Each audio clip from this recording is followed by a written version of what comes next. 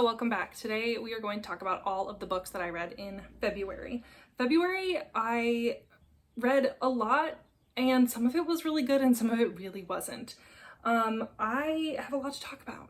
It was kind of a crazy reading month. Just in February alone, I think I found one of the best books of the year and one of the worst books of the year.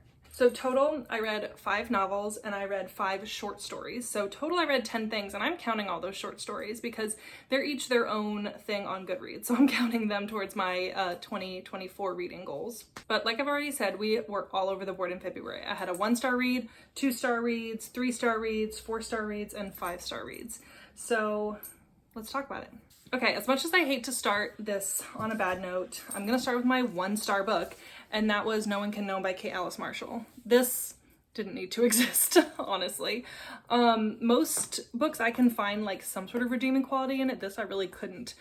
First of all the characters are unlikable, which my friend Gwen always tells me, you know, you're not supposed to like characters in thrillers. They're not supposed to be likable. But for me, I need to have some sort of redeeming quality somewhere that keeps me caring. So this is about 3 sisters whose wealthy parents were murdered in their home, and the murder was kind of pinned on one of the sisters. She was never officially charged. They all left and they're estranged.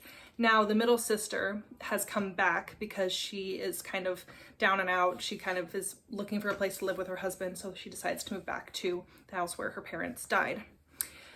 And it goes from there, and I felt like the characters were underdeveloped and they were just whiny and they made really stupid decisions. And there were some things that were Easter eggs that never went anywhere. And then there were some things that, as Keisha said, are chicken nuggets.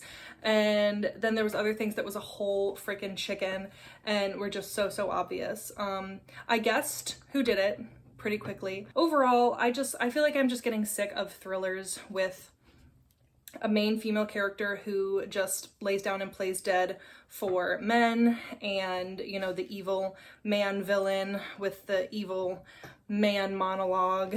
This was almost like bad Riley Sager fan fiction to me. Yeah, just no, hard pass. And it's super disappointing too, because I loved Kate Alice Marshall's book, What Lies in the Woods. I read last year. I gave that 4 stars, but I don't think I will read from this author again. Okay, next, moving on to 2 stars. So first was Rosie and the Dreamboat by Sally Thorne. So all of these 5 short stories are part of a collection of short stories called the Improbable Meet Cute series. And they are just different short stories from different romance authors about meet cutes. And they're all set on Valentine's Day. They came out in February. And so Rosie and the Dreamboat was written by Sally Thorne, and I have read everybody's favorite Sally Thorne book, and I absolutely hated it. So I should have known that going in, but I wanted to still give it a try. But this is about Rosie, who is in a spa with her sister, and she gets stuck in like a spa immersion chamber type of thing, like a zero gravity type of spa chamber. She gets stuck in there. And so this knight in shining armor has to come and save her, and it was just so unrealistic. The conversations with this firefighter, I was like, nobody talks like this. It felt like I was reading the script to a Disney Channel TV show, like an old school Disney Channel TV show. I was like, this is something that would be on a Hannah Montana episode. Like, just so ridiculous. So yeah, I was like, nobody talks like this. And it was just too much for me. I should have known better. I will not read Sally Thorne again. Next 2-star is another short story, and it was Drop, Cover, and Hold On by Jasmine Guillory. Jasmine Guillory and I have a love-hate relationship. I've liked some of her books, I've disliked some of her books, and this one is about a earthquake that happens. And this girl is in a bakery, and she loves the bakery. They make great baked goods, but she's told herself she's not going to go there anymore because she thinks the owner is rude. Turns out it was all just a big misunderstanding, and things get hot and heavy in the bakery. And that was essentially it. And I felt like I wasted an hour of my time because really nothing happened. The characters didn't really get developed, and it was all a huge misunderstanding. And I don't know. I don't get that hot and bothered by baked goods, so maybe I just couldn't relate to it. But yeah, no. Next we have Murder in the Family by Kara Hunter. I read this for the X's and O's readathon. This met the prompt of red on the cover, and I think it met another prompt as well. But this is kind of like a mixed media book. It has, you know, podcast elements, it has voicemails, it has newspaper articles, it has ads, all different types of things. And basically it is trying to solve a murder. So this man dropped dead in his front yard. And so now his stepson, years later, is trying to solve the case. So this stepson hires all of these different people, some from England, some from America. He has a psychiatrist, he has a journalist, all of these different types of people.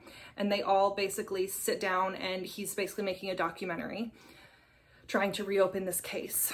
And it was just too much. I didn't care. It was too disjointed. There was too many characters. I felt like I couldn't keep up. They had similar, you know, thoughts. I guessed what happened like way early on, and then the rest of it just like didn't even matter to me, because I was like, I already know what's happening. It's very obvious. Yeah, this just didn't work for me. It wasn't cohesive enough. I definitely recommend reading and listening to this simultaneously. I don't recommend one or the other. It is hard to keep up. Something else that I feel like was a huge miss is they could have done so much more with the audiobook narration. I feel like this would have been good if it were a documentary, but as a book, it just didn't work for me. Another thing about this is the ending. I saw it coming and I was like, oh, please don't do that. That's such a cop-out ending. And then she did it. And I was like, really? It just felt like a cheap cop-out way to end a book without having to really go there. So yeah, don't think I'll read from this author again. Okay, enough of that negativity. Let's talk about books that I actually did enjoy this month. Let's talk about my 3-star books. The first is Hemlock by Kirsten Moglen, and I did read this for the X's and O's Readathon as well. This was my romantic suspense prompt.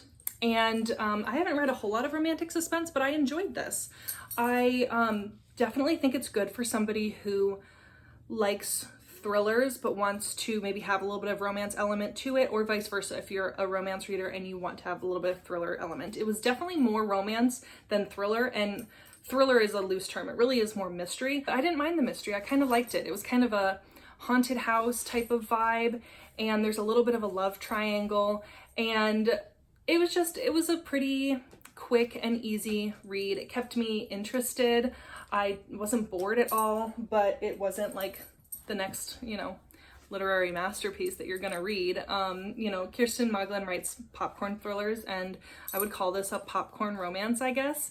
So definitely go into it expecting more romance than mystery, but the mystery, I didn't mind it. Overall, I definitely think I would recommend it, especially if you like romantic suspense, or if you're trying to get more into suspense, but you typically read romance. It's a good starter, I feel like. And then my other 3-star read was With Any Luck by Ashley Poston. This is another one of those short stories from the Improbable Meet Cute series.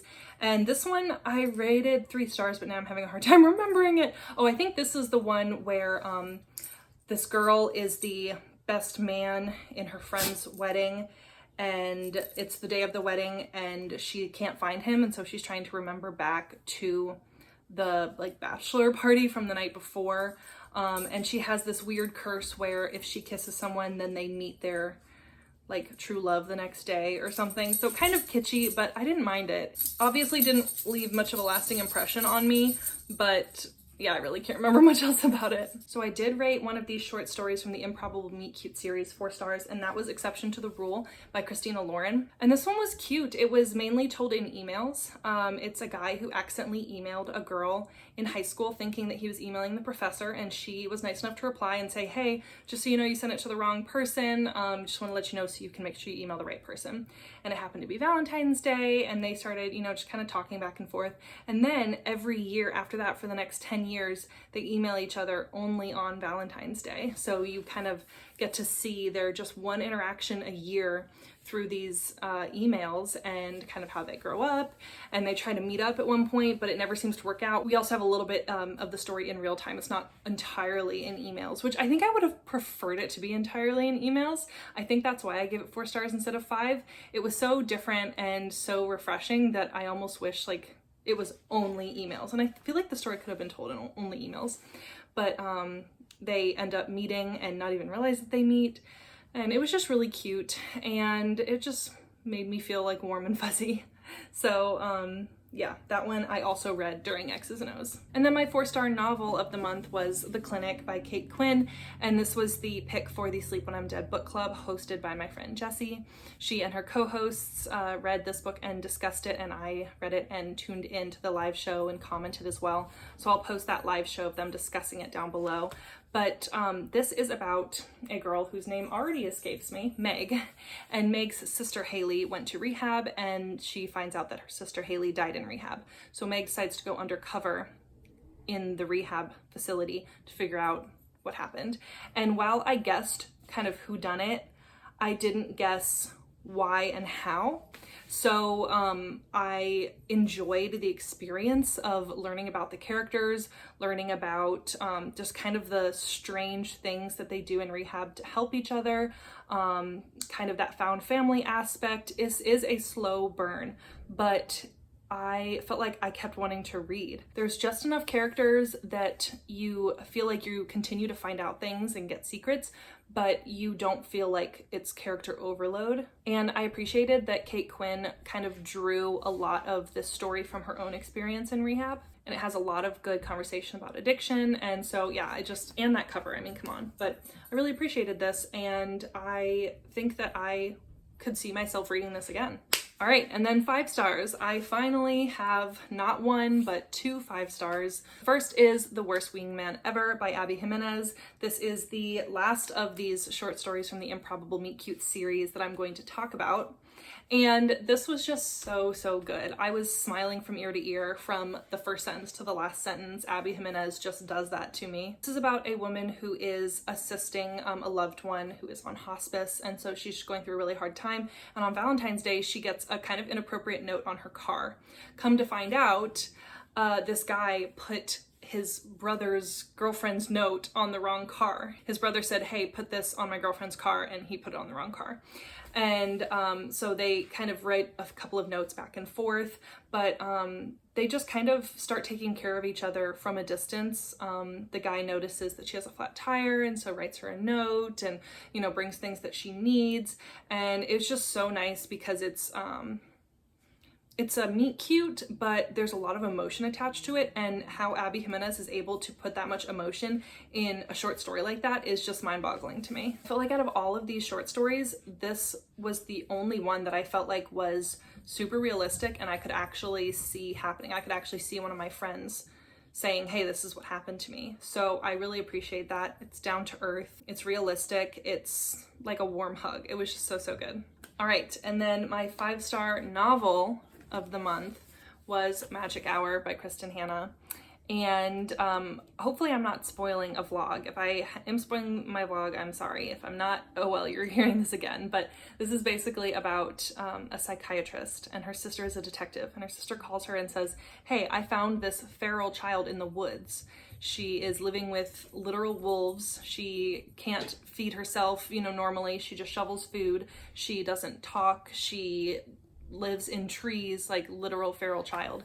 And she needed her psychiatrist sister to come and help them figure out who this girl is and what happened to her. And I really appreciated this because the child that they talk about in this book is basically every client that I work with at work. I work in psychiatric residential treatment with individuals with intellectual disabilities that engage in risky behaviors, so much so that they're unable to be maintained safely at home.